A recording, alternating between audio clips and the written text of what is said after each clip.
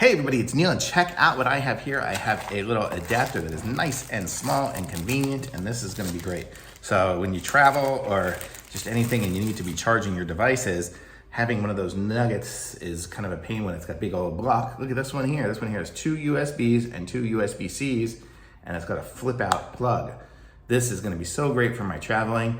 It says it is input is 100 to 240 volts, so it'll work overseas even as well. It has 3 amps on the USB and 5 volts, 3 amps, 9 volts, 2 amps, all these different things here. Settings, I'll show you guys it on the back here. You guys can see what you need. Hopefully it'll focus on it. And that's it, but pretty cool. Seems good. Seems like it'll charge up my stuff through the evening as I need it, and good. Very cool. Nice to have this little adapter plug. These things are handy, and this one here is good because it's got 4 outlets. Thumbs up.